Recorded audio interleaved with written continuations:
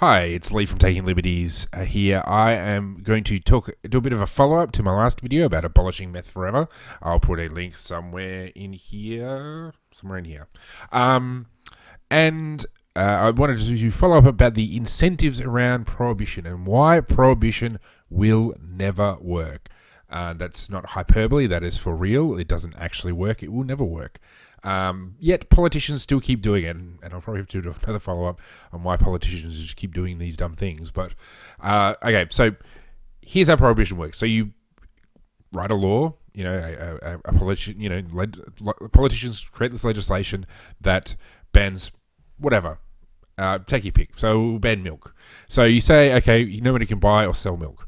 But people they keep wanting to drink milk.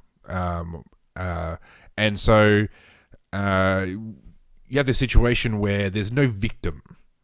Like normally if I were to murder you or if I were to try to attempt to hurt you, you would go, please don't hurt me. And then you go tell the cops and the cops will come around and arrest me. And that, it creates this situation where there's a victim who has an incentive to make sure that they get some sort of recompense or there's punishment or something like, there's some sort of recourse for your actions.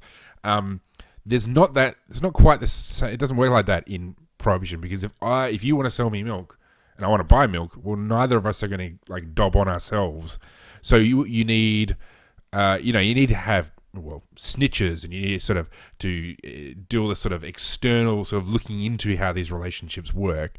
So that's one aspect. Another aspect of why prohibition never works.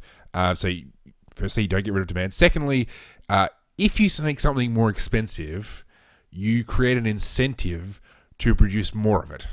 And I think this is really the crux of why prohibition never works. So we've banned milk.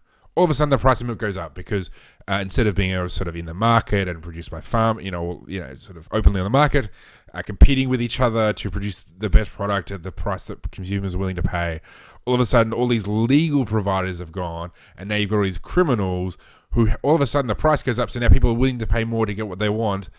Well, now somebody goes, well, I can get milk. I can have my illegal cows, and I can have my illegal distribution, and I can then sell at a profit and a marked up profit to these consumers who want this milk. And if, say you catch these illegal, milk smugglers and these illegal farmers, and you bust them all, and then you send them all to prison, well, all of a sudden the price goes back up. And the thing about prices is that it is knowledge wrapped in an incentive. So if it tells you that, sends a signal to the market, there's demand for this thing, there's demand for this milk, and if you provide this milk, you make lots of money. So now people come back into the market. So every time you bust all these people, you end up this thing where the legislation actually creates the incentive through prices to continue producing that thing. So there's no way you can actually defeat. You can't get rid of drugs. You can't get rid of anything you ban. There will always be demand for it. There'll always be somebody who can meet that demand. And the higher you drive out the price, the more incentive there is to meet that thing. So, drugs is almost impossible to stop because for reasons, a variety of reasons. But something like guns, right? That's a lot harder. If I get a few grams of heroin across the border, a condom in my stomach, that's one thing. But it's not like I can stick an AK inside of myself. So the price, say you ban all these weapons, but criminals still want these weapons. Price goes up.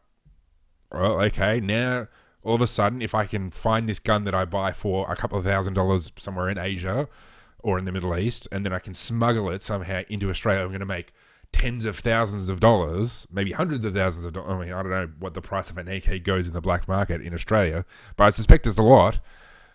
All of a sudden, you have all this. There's a lot of incentive to pay bribes, to pay all these different people, so that in the end you still make a profit. So prohibition can never work because you can never beat prices. Prices always win. Prices are inherent to everything we do.